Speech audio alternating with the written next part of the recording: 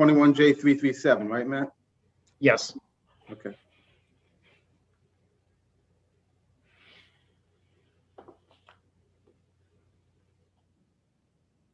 The case is now being recorded. Hear ye, hear ye, hear ye. All persons having anything to do before the Honorable, the Justices of the Massachusetts Appeals Court, now sitting at diverse locations within and for the Commonwealth, draw near and give your attention, and you shall be heard. God save the Commonwealth of Massachusetts. Court is open. Good morning. Good morning, Your Honor. Good morning, Your Honor. Good morning. And so this is the matter of 21J337, Mr. Duran versus Antonio Rivera. And I believe Mr. Rivera is challenging the $900 use and occupancy figure that was imposed upon him by the court. Is that correct? Yes, that is correct, Your Honor. Okay, Attorney Body, I'll hear you. Thank you. May it please the court. My name is Miriam Bhatti, and I am representing the petitioner, Mr. Rivera, here today. Mr. Rivera filed this petition to request review of a housing court order, which ordered him to pay his landlord $900 a month as a condition of maintaining an appeal of the trial decision in his eviction case. We are requesting that. Let me ask you this question. The $900 figure that was set by Judge Horan, correct? And was that done in a margin endorsement? I don't follow, Your Honor. I apologize. When she issued her order, did she write it on the side of the motion itself? Yes, Your Honor. Okay, and in that order, she said that she was ordering $900 use and occupancy as was set by Judge Kelleher and Judge Winnick. Is that correct? That's what she said, Your Honor, yes, but that was not the use and occupancy set by Judge Kelleher or Judge Winnick. Right, they set it at $450. Is that fair to say? Yes, Your Honor. All right, I'll hear you.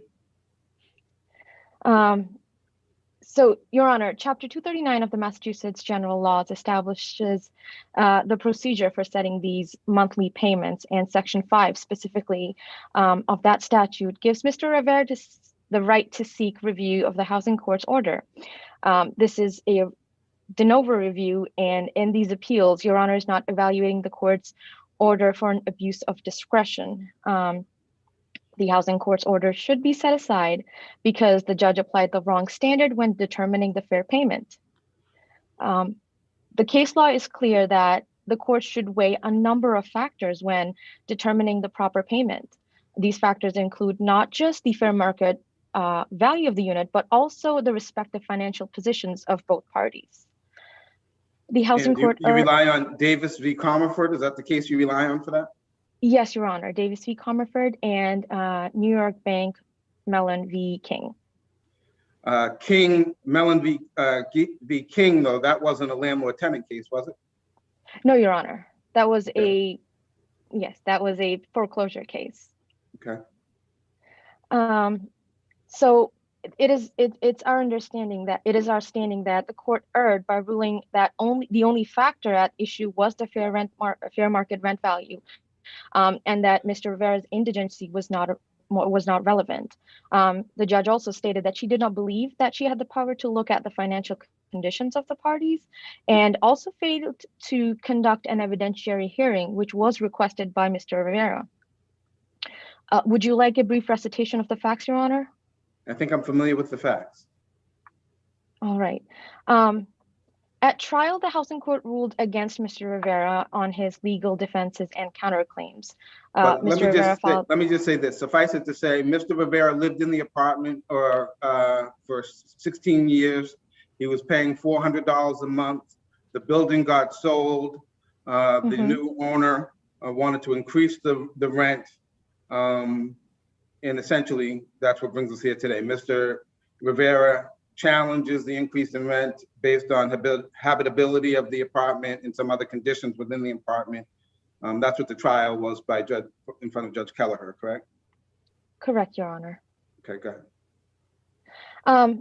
As you earlier mentioned, that in a pre-trial order and in the trial decision, two other housing court judges ruled that the current fair market value was $900, but based which was based on testimony and other affidavits. But notwithstanding these facts, they still ordered Mr. Rivera to pay $450, and that's what they found fair. Here, unlike King, here Judge Horan ordered him to pay $900, but she did not take into consideration any of the other factors that Judge Winnick had used in making that determination of setting the use and occupancy at $450. Mr. Rivera is indigent and he cannot afford the current use and occupancy at $900. And if he is unable, no, Your Honor. No, Your Honor. His sole source, he is very disabled. He's 66 years old, and his sole source of income is Social Security disability benefits. His income is $901 after the deductions. So if he is asked to pay you $900 for the use and occupancy, he will have nothing left to maintain other of his life's necessities. And if he is unable to pay this amount, he will lose his right to appeal. So the payment was ordered to be paid until September, is that right? August, Your Honor. August. Yes. So as we are asking you today for a de novo review to consider all legally required King and Comerford factors and use all the evidence in the record to set the use and occupancy at $400, which was his rent for the past 16 plus years. We also request that the decision be made today because the petitioner cannot afford to pay the $900 for the month of August. And if he does fail to pay that amount, his appeal will get dismissed. And he should not lose the appeal due to the failure to pay the amount that he can in no way afford. What do you say to the figure of $450 that was set by both Judge Winnick and the trial judge? Your Honor, that figure, Mr. Rivera was ordered by the court. He paid, however, this past month that he paid the $450, he wasn't able to pay his utility bills and his phone bill because of that extra $50 going towards rent. He can pay it, but it's still going to be a hardship on him to pay the extra $50. Anything additionally, Attorney Bhatti? No, Your Honor. Thank you very much. Attorney O'Neill, your floor. Yes, thank you very much, Your Honor. And again, for the record, Your Honor, Attorney Craig O'Neill on behalf of Gustavo Duran, trustee. Your Honor, this has a somewhat protracted history, as the court has seen. There's a fairly involved hearing by Judge Winnick with respect to the use and occupancy.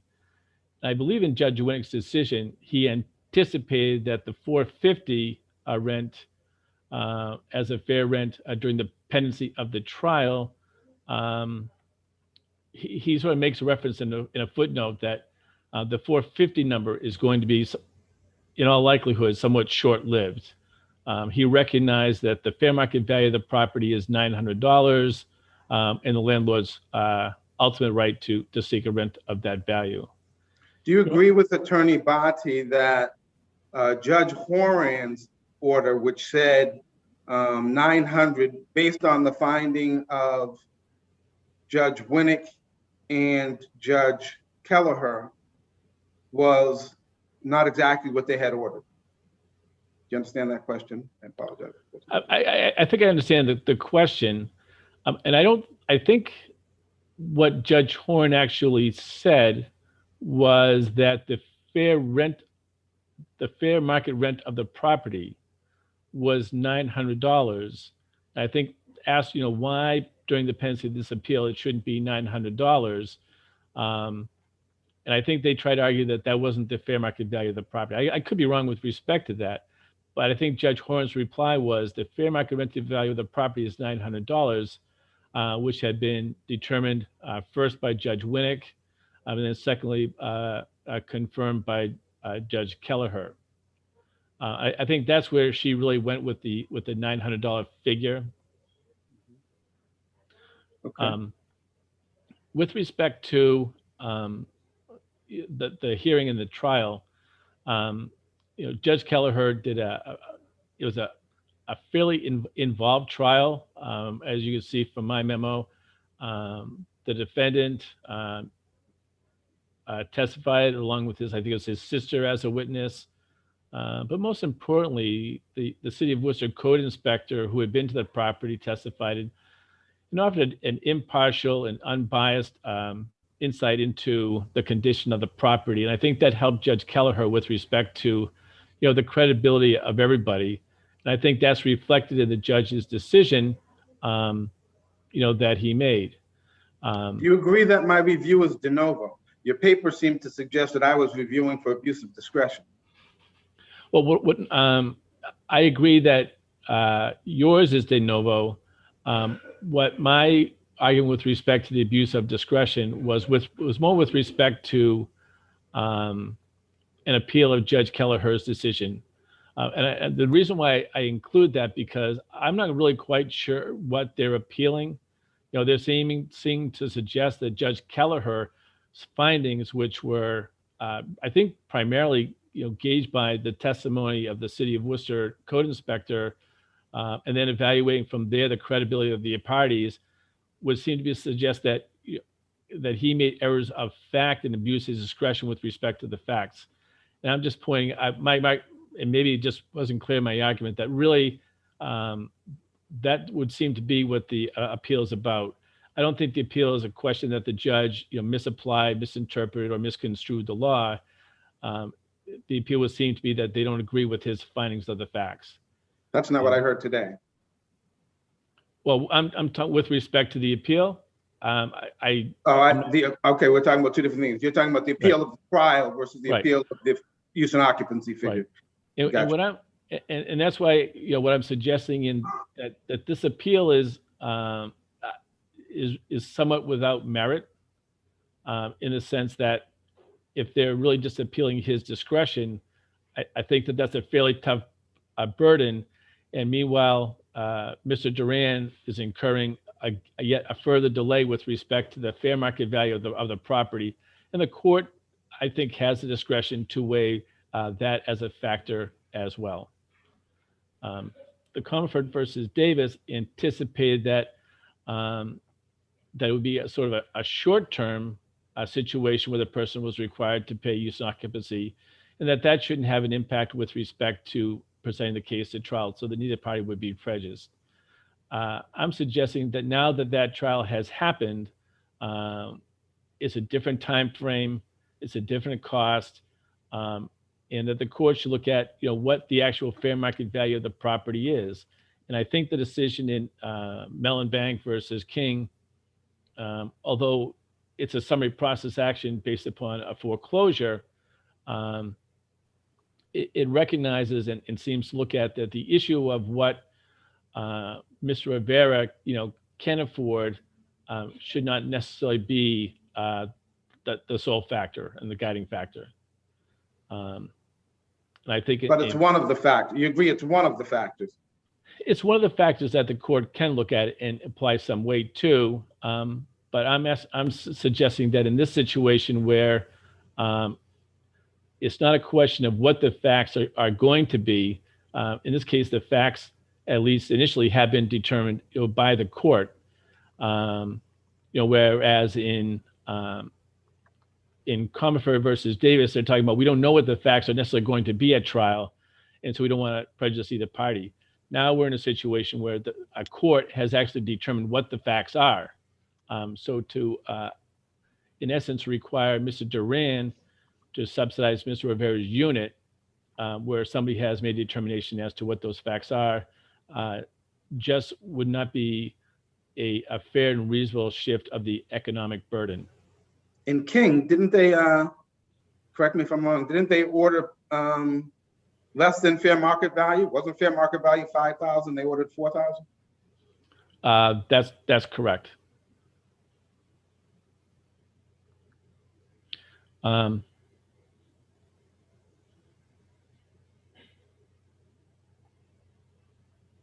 think, honestly, Your Honor, I think that's all I have, unless the court has questions. I have no additional questions. Thank you both. I think I understand the issue. I'll take the matter under advisement. Thank you very much, Your Honor. Thank you. Have a nice day.